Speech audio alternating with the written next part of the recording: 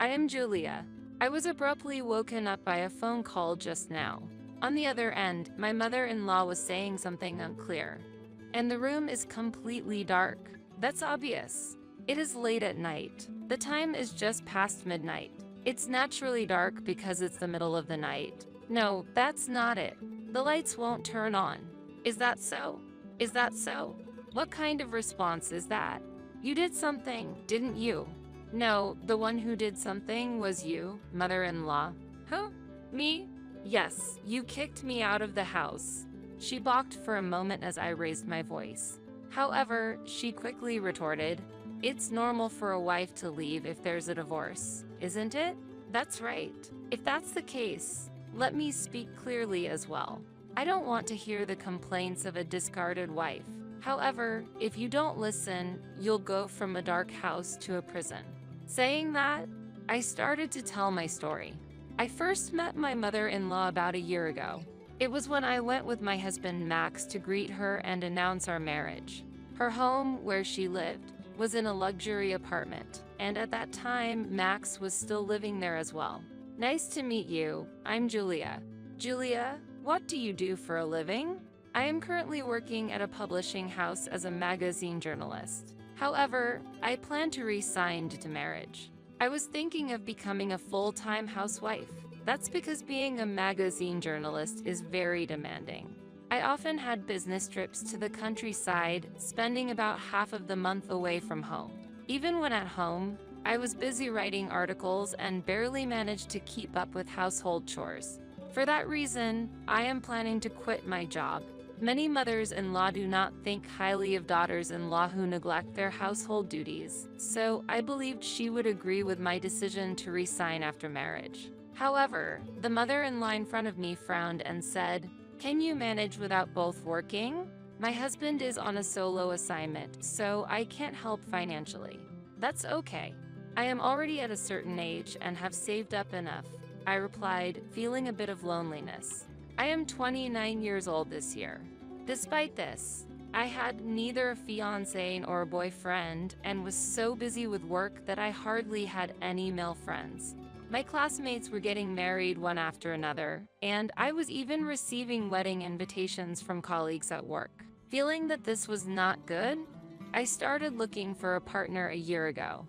I participated in matchmaking events almost every week, and finally found a reliable husband with a sturdy build who works at a security company. We matched in personality and interests. Therefore, we started considering marriage early on.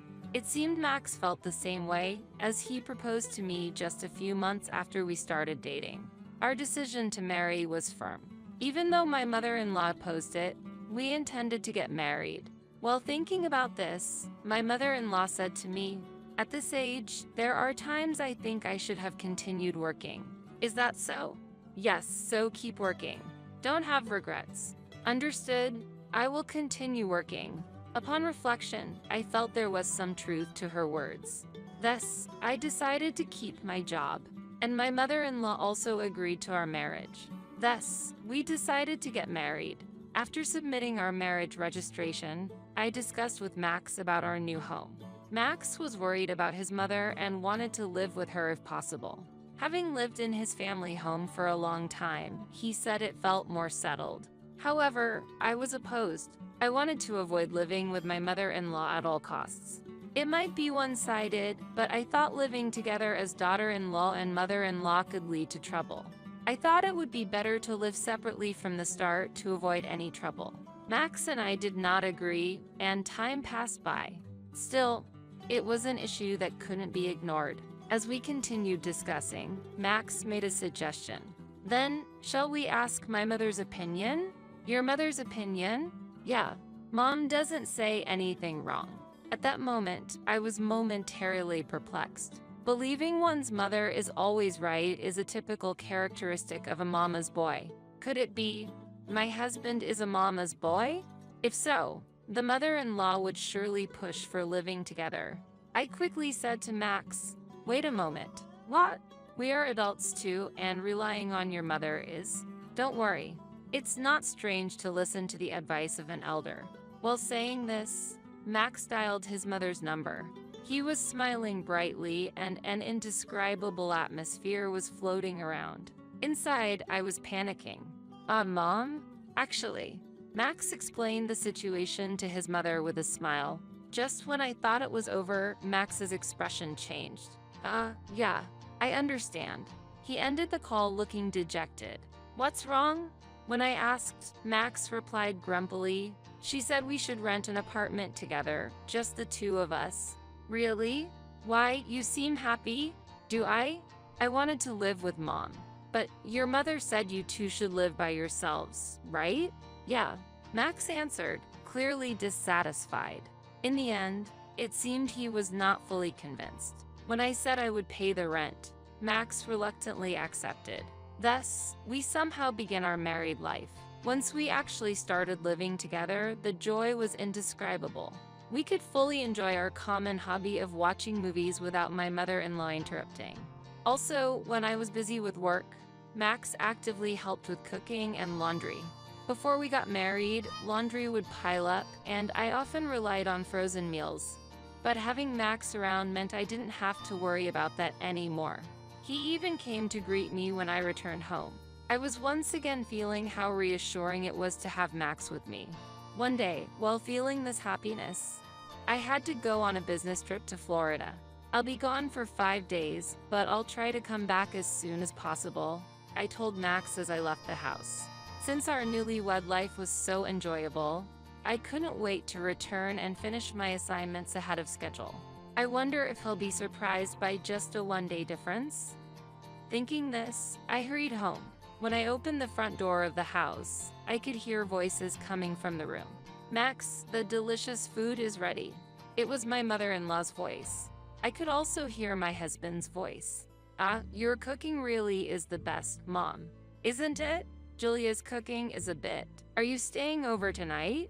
Yes, I plan to. Hearing the cheerful conversation between my mother-in-law and husband made me a bit irritated. I'm certainly not good at cooking, but I didn't think I was completely incapable. Being criticized so openly made me angry. Usually, my husband never complained about me. This definitely sounded like something a mama's boy would say. I laughed self-deprecatingly and swung the living room door open with force. I'm home, I said loudly. At that moment, both my husband and mother-in-law jumped in surprise. Welcome back, Julia. You're early, my husband said to me, sounding frightened. I finished my work early. By the way, why is your mother here? She heard you were away and came to make dinner specially. And she's staying over? Well, my husband stuttered. Looking at my mother-in-law, she hurriedly began to clean up. Mother-in-law, are you staying over? I really want to, but wouldn't I be in the way? Yes, you would, I answered, just as my husband raised his voice. How could she be in the way? She's my mother, and even though by marriage, she's your mother too, Julia. But we are newlyweds. So what if we are? What does that have to do with anything? My husband stood up and shouted. Overwhelmed by his attitude, I fell silent. Feeling he had gained the upper hand, my husband said, Mom, you're staying over tonight, right? Is that okay? It's fine. Then, I'll stay over. My mother-in-law answered with a broad smile. Seeing her face, I couldn't utter a word. At this moment, it seemed my role was cemented. Since that day, my mother-in-law began staying at our house frequently. Effectively, I was placed at the bottom of the household hierarchy. When I told my husband I would be late from work, he casually said, It's okay. I'll have Mom come over. What will your mother do when she comes? She'll cook and do the laundry. Didn't Max used to do that before? Mom does it better. But is my mom in the way? When my husband pressed me like that, I couldn't argue back. I didn't want to be seen as a daughter-in-law who finds her mother-in-law bothersome. In the end, I had no choice but to follow what my husband said. However, I needed to find a solution to this situation. I began to ponder a good resolution during breaks at work, but such ideas are not easily conceived. At that moment, I suddenly received an email from my parents. When I read the email, I sighed and muttered, They're doing whatever they want again. My parents are always all in on everything and act quickly once they decide. This time, they seemed to find charm in rural life. They informed me that they had moved to a small town in the countryside. Moreover, the move was inspired by an article I had written, so I couldn't even complain. When I asked about what they planned to do with their house and land, they said they would transfer it to me. However, I am currently enjoying my married life in a condo, and receiving a house and land would only complicate things. My parents also said I could sell them, but it's not that simple. Do you understand about the gift tax? If I receive a house and land, it's natural for gift tax to occur. Even if I have savings, I don't have the margin to pay such taxes. I have a sister, but she's a graduate student and not in a position to pay. Likewise, relatives are unlikely to accept the land or house considering the tax implications. Well, knowing those two, they've probably already discussed it with their relatives. This means that even if I accept the house and land, it would not cause problems among relatives. However, the obligation to pay taxes would fall on me. I decided to discuss this issue first with my husband. It turns out, we're going to receive the house and land. If we have a house, we can move there and save on rent, Max suggested. Based on Max's suggestion, we decided to move to the house that used to be my family home. Indeed, if we live there, we won't need to pay rent. However, the issue of taxes remains unresolved. There are options for loans or installment payments, but these won't reduce the tax nor eliminate the need to pay it. In the end, I'll probably be the one paying. I also considered selling the house and land. I haven't decided whether to sell yet, but I've requested an appraisal for now.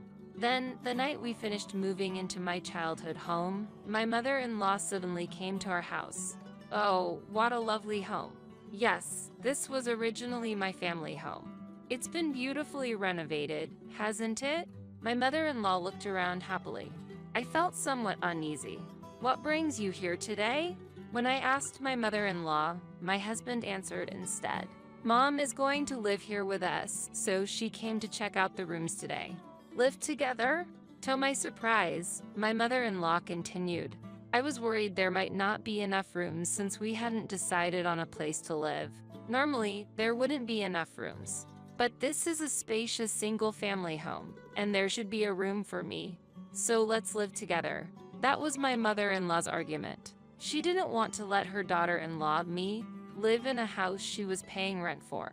However, if she desired to live together, she might be asked to pay rent. That's why she recommended living in an apartment at the beginning of our marriage. Now the situation has changed, and there is a spacious house with land. There are many rooms, and more importantly, no rent is needed, which is a major attraction. If she lives in this house, she wouldn't need to pay rent. Additionally, she could use the remittances from my father-in-law for herself, thus gaining doubly. All of this seems very convenient for you, mother-in-law. What? Does the daughter-in-law have a complaint? Of course I do. This place is. I was about to argue when my husband interrupted. That's enough, Julia. You're the daughter-in-law. You should be a bit more tolerant. What? Why should I? You really are selfish. When the family decides, it's by majority vote, right? So, since Dad is on a work assignment, there are 3 of us at home, and the opinions of me and Mom align. What? You're so oblivious. So, in essence, we are a family of 3, me, my husband, and my mother-in-law. Since my husband and mother-in-law agree, I should also comply with their view. I can't accept this. For the time being, I kicked my mother-in-law out of the house that day. However, she is bound to strongly push for living together again in the future. During this difficult time, I had to go on a business trip. Reluctantly, I prepared for a one-night, 2-day business trip. I was sure my mother-in-law would come over while I was away. With that in mind, I hurried to work. Yet, my mother-in-law's audacity far exceeded my imagination. She had already imposed herself on my house. What is this? When I returned home, there was a truck parked in front of the house, and furniture like chests and dressing tables were being moved in. It looked as though someone was moving in, and then my mother-in-law suddenly appeared. Welcome back, Julia. What are you doing? I'm moving in. You can't be serious. Looking forward to living together. My mother-in-law smiled broadly, taking advantage of my absence. She had already moved in. This is absolutely impossible. For a daughter-in-law, you really don't know when to give up. If you don't like it, I'll just have to kick you out. Kick me out? This is my house. Anyway, I'll remove your things myself. Saying that, I entered the house. Once inside, my mother-in-law smirked and said, "You know nothing. Forcibly removing someone's belongings is illegal. That's for rental agreements, isn't it? If it's family, it's even more complicated. Then I'll sell the house immediately."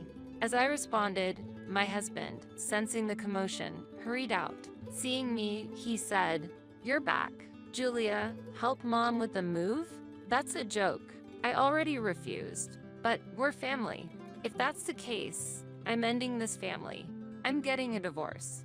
I don't mind, but I won't leave this place until I get the house or the land. I intend to sell both the house and the land. As long as we live here, you can't sell it.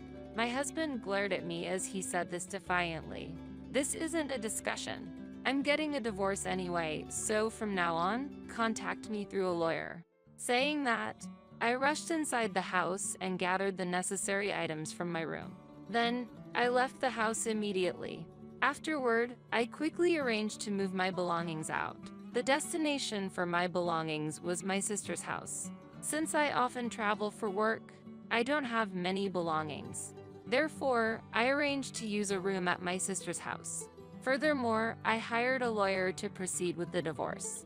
Surprisingly, my husband did not argue and agreed to the divorce negotiations.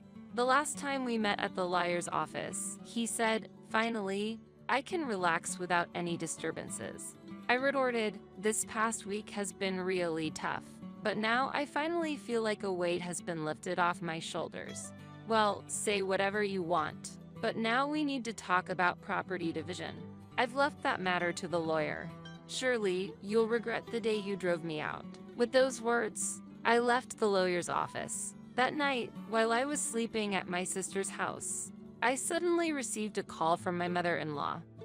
"So, the room is completely dark. It's naturally dark because it's the middle of the night. You must have done something." As my mother-in-law pressed on, I explained what had happened. Then she retorted, "This is revenge for the divorce, isn't it? Don't you understand yet? I said I would sell the house. And I've stopped the gas, electricity, and water to prepare it for sale." "What? You stopped them?" After being driven out by my mother-in-law, I contacted the real estate agent I had previously asked for an appraisal. I requested to sell at the appraised price, but it wouldn't happen immediately, and I was told that the procedure would take some time. When I asked the agent how to proceed, they advised me to go ahead with stopping the utilities before moving out. Indeed, it is common to cancel these contracts when moving. I followed that procedure. That's why I stopped the water and electricity. What? Even if I turn the breaker on, the electricity won't come? That would be the case. My family home uses a smart meter, so the electricity supply should be remotely cut off. Turning on the breaker wouldn't work. There's nothing I can do now. Is this harassment? That wasn't my intention. However, misunderstanding that I was deliberately harassing her, she said, "This is going to court. I'll seek damages. Please do as you like. But have you forgotten what I just said?" "What? If you keep staying there, you might end up going to jail, you know?" "What? Jail? If there are noises in a completely dark house, the neighbors will become suspicious, won't they?" It seems she finally realized the seriousness of the situation. My mother-in-law was in a completely dark room. Moreover, the light from her smartphone was visible from outside. From the outside, it looked like someone had broken into the house. During this time, I could hear hurried, frantic sounds over the phone. Max's voice also sounded panicked. "Max, hurry. What's going on, Mom? What are you doing in the middle of the night? We need to leave here quickly." Along with that voice, I could hear police sirens in the distance. It looks like someone called the police. I sighed and ended the call. A few minutes later, I received a call from the police. I explained that the divorce had been finalized, and that the individuals involved were my ex-husband and ex-mother-in-law. Fortunately, they were not arrested, but the incident attracted quite a bit of attention. The commotion spread around the neighborhood, and my ex-husband and ex-mother-in-law were forced to leave the house. Moreover, this issue reached his workplace, and it seems he was fired. Since he worked for a security company where trust is paramount, this outcome was expected.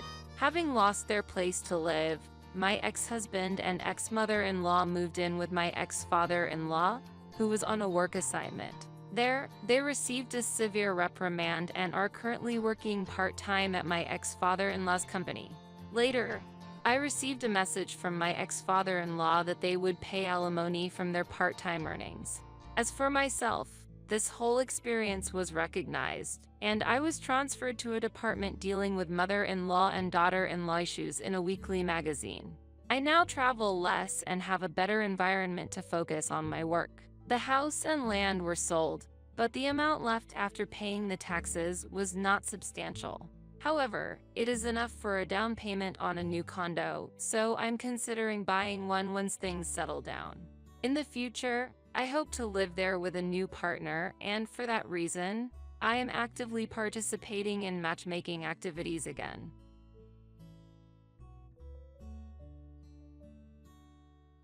I am afraid of the weekend coming. Life in the dream home has just begun.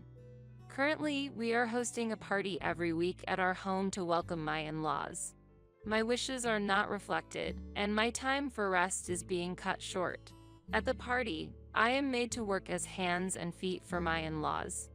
My spouse and I have been married for 3 years, working together. In the early days of our marriage, we lived in a 2-room rental apartment. Hey, shall we start building our own house soon? Yes, I also want to live in our own house. Buying a house was a big investment. I supported my husband, who is loose with money, and worked hard on saving and budgeting. Finally, we were able to see the possibility of buying our own house and started looking for a property. How's the property search going? There's so much to decide, nothing has been finalized yet. I spent my holidays on property searches, and fatigue accumulated. Hey, could you help out a bit? I can't, I have work. You're really not reliable. Oh, right. How about searching with my parents? Why? I don't want to bother your parents. It's fine. My parents are also concerned. What do you mean? Well, it's all right. It's all right. Although I was concerned about my husband's hesitant talk, honestly, I was not good at getting along with my in-laws and preferred to avoid spending time together. Despite this, contrary to my expectations, I was contacted by my in-laws right away. Hey, have you decided on the new house? I was thinking of asking a construction company run by my friend. No, we want to decide on the new house by ourselves. Despite my indirect refusal, a few days later, I heard from a contact about a very good piece of land. I heard the construction company hasn't contacted you. Did you make sure to contact them? Before I knew it, plans were underway to build a house on a piece of land I didn't know about, by a construction company I didn't even know. Actually, we want to decide everything by ourselves. Oh, my son said he wants us to take care of it. Make sure all the appliances are fully electric. The intervention by my in-laws became stronger day by day. I asked my husband to ask his parents to stop interfering. Why can't you accept my parents' suggestions? I want to hear your thoughts. It's noisy. Just take my parents' opinions as mine. How can you say that? Proposing to create a vegetable patch where the car is supposed to be parked or installing a pizza oven in the kitchen, are those really your ideas? After such exchanges, one day came just before the construction was to start. Please confirm the contents of this contract one more time. It was a call from the construction company we had commissioned to build the new house. Since I had thoroughly discussed it with the architect, I replied, yes, there's no problem. Is there any mistake? The person from the construction company continued somewhat reluctantly. I had heard it was for you and your spouse to live in. Yes, that's right. What about it? Then the person from the construction company shared a shocking fact. This design, it's almost like it's for a two-generation household. I felt a sensation of my head turning blank. That's not right.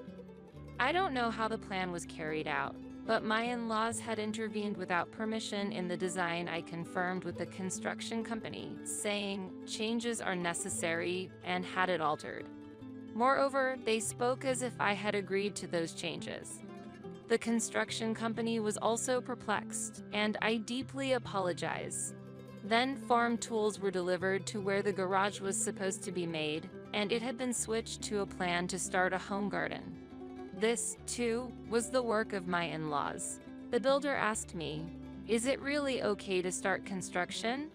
A few days later, a notice of unexpected furniture delivery was in the mailbox. It was cash on delivery, and again, this was the work of my in-laws. This was clearly overstepping.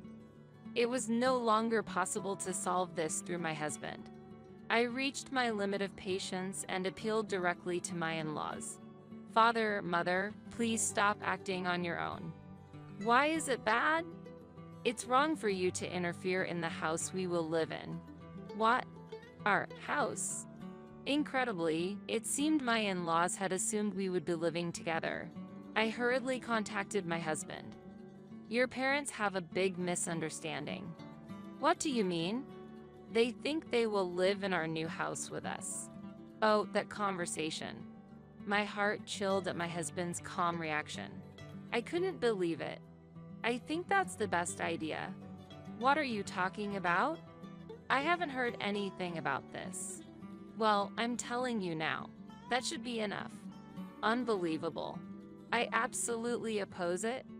Wait a minute. This is about my parents. Why do you oppose it? It seemed my husband had no doubts about living with his parents. On the other hand, he pressed as if to blame me for my opposition. "Can't you, as a wife, get along with my parents?" But the design was changed without my consent. "Well, the elderly like to meddle. It's from goodwill." "That's not possible. There's no trust between me, you, and your parents. We can build that trust from now on. The problem is now.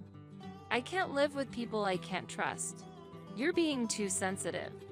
"Then, we should cancel the new house plan. Stop the construction. Let's calm down." My firm opposition led to the cancellation of the plan to live with my in-laws. Doubts about my husband remained unresolved, and it seemed he was also dissatisfied with me. Amidst this, our new house was finally completed. I felt positive for the first time in a while about deepening our family bonds while cooperating with my husband in this house. On moving day, when we had settled the luggage, my husband broached an important topic. "Now that we have our own house, I've started to feel the responsibility of being the head of the family." "I see. I want you to listen. I want you, as my wife, to have that sense of responsibility too. Being a wife, isn't that a bit much?" "Hey, I'm being serious here." I felt a bit of discomfort at my husband's confident posture with his arms crossed. However, thinking it was good that he started to feel a sense of responsibility, I replied, "Yes, understood. But I would soon regret that decision." It was the weekend, and my husband called me on his way home. "Tomorrow, I've invited some colleagues from work over. I need you to prepare for the party." "What, tomorrow? Why so sudden?" "Why? Because it's tomorrow. You'll have time to prepare. But I have a hair salon appointment tomorrow." "What are you talking about?" "Think about what's more important." My husband insisted. My parents will come over to help, so be thankful." "What?" It was the first weekend after moving into our new house. I was looking forward to changing the layout of the kitchen and living room, but my excitement vanished in an instant. Furthermore, those in-laws of mine were coming to help. I couldn't help but feel anxious.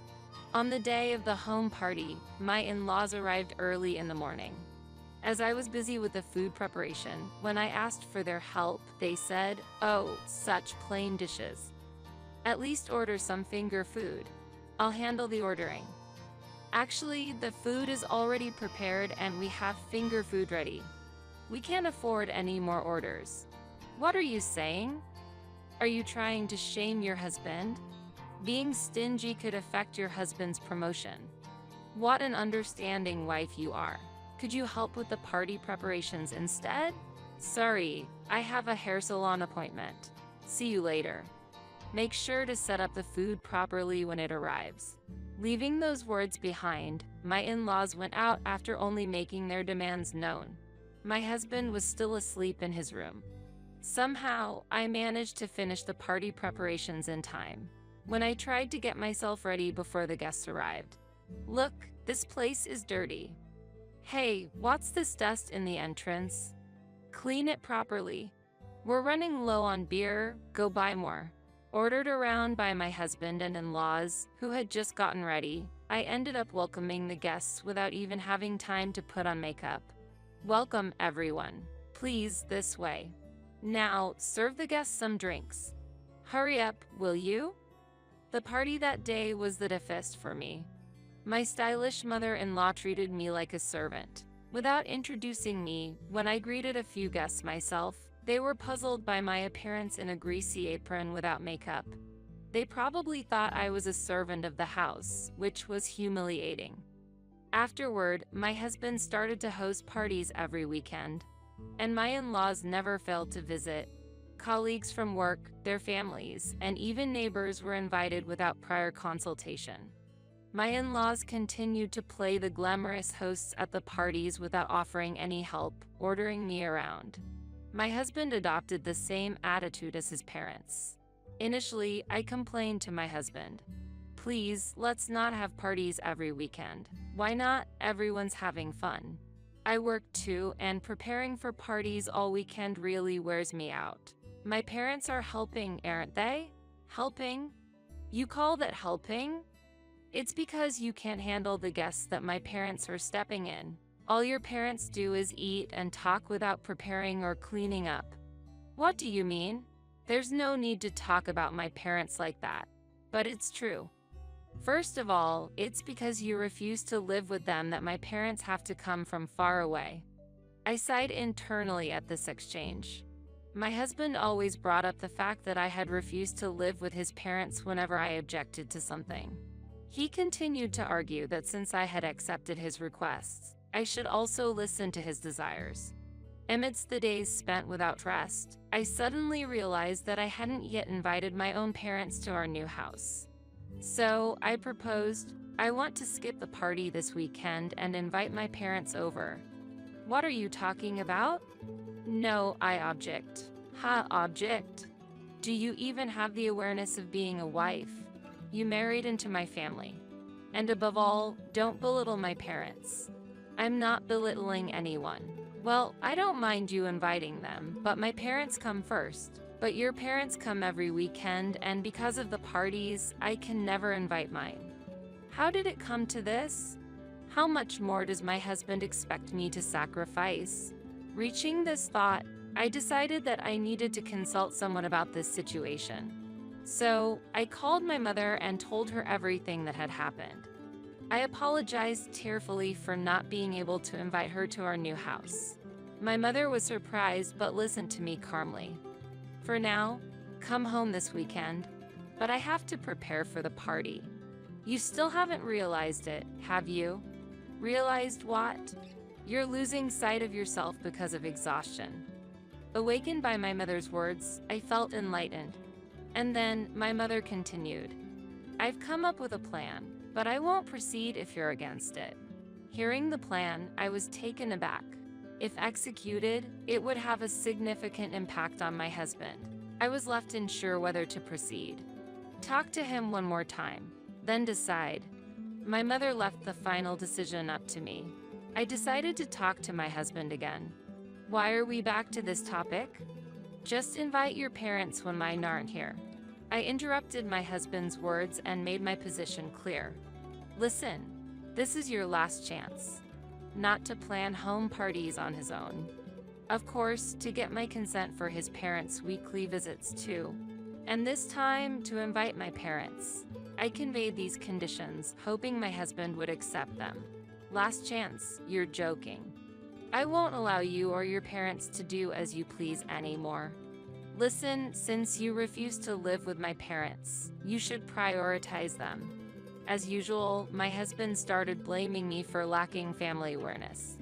Furthermore, he stated, a wife like you won't allow her family through our door.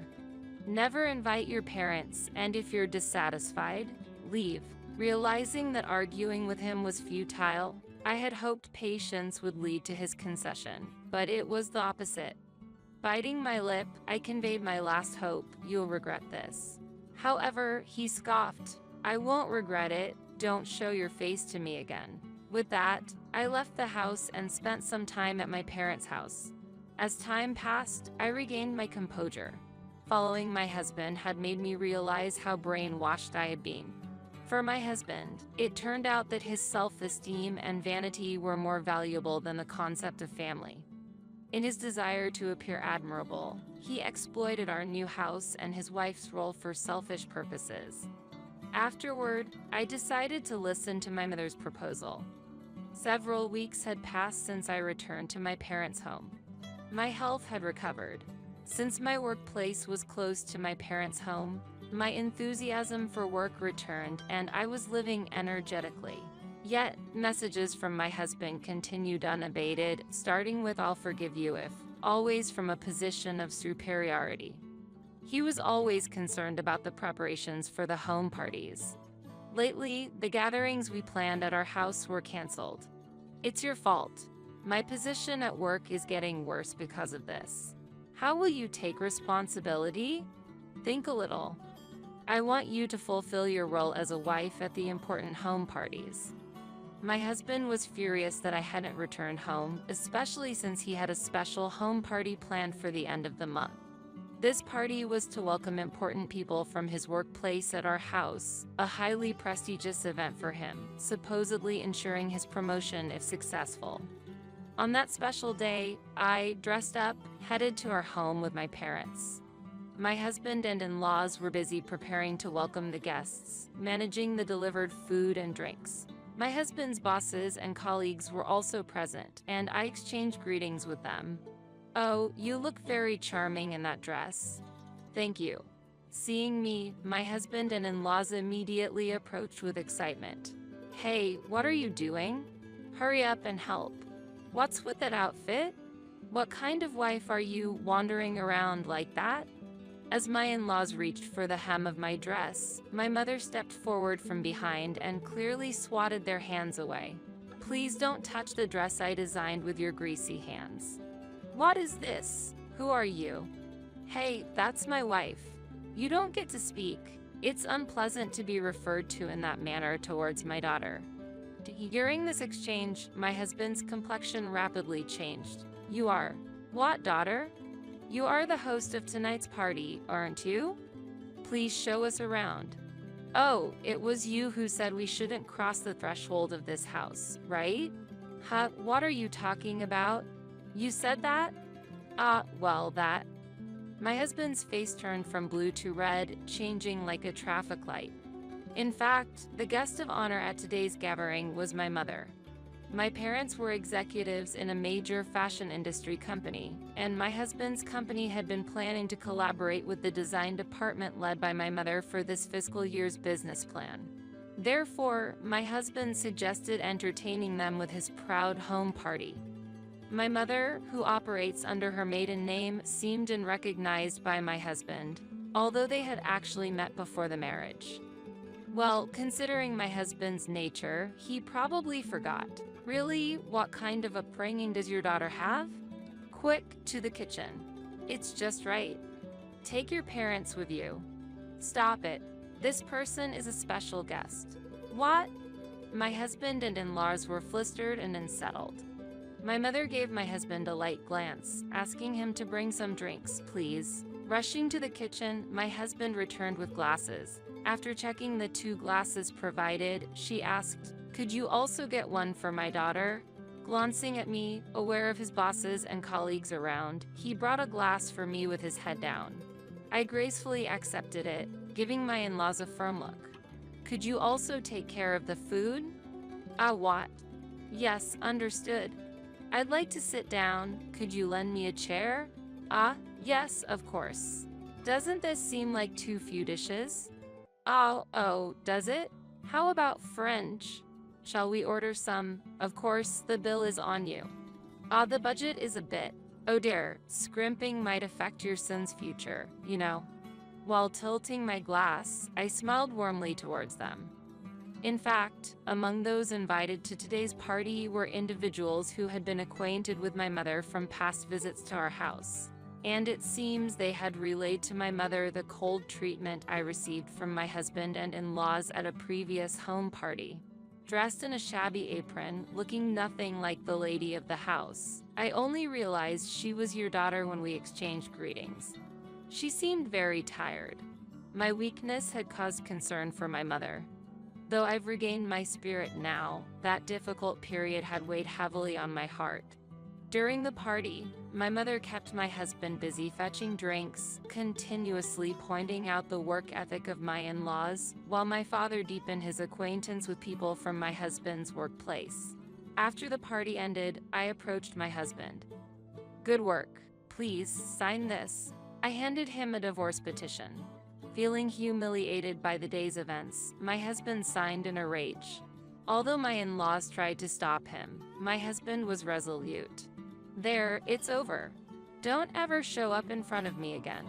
Taking the divorce petition, I left my husband's house. Exiting the gate and looking back, I knew I would never return. Thus, I bid farewell to the dream home I once longed for. The house had changed my husband's character completely, and I had nearly lost myself in the process. My attachment to this house had already vanished.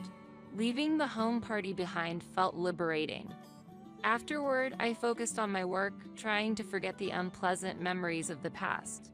With the divorce, being freed from the mortgage payments of my husband's house and the expenses related to the parties, I found financial relief.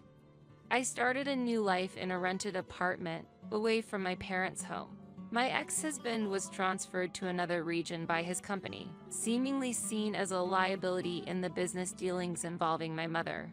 Moving to a new place, my ex-husband could no longer live in the previous house. Burdened with the house's mortgage on his own, he sought support from his parents, who apparently refused. As a result, there's been tension between my ex-husband and his parents. What became of the house after I left is unknown to me.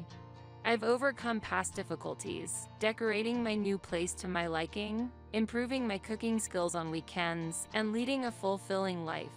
Occasionally, I invite my parents over and host small home parties with homemade dishes. In this way, I've been able to spend warm and wonderful times with my family. Moving forward, I plan to cherish my parents and live with gratitude for each happy day.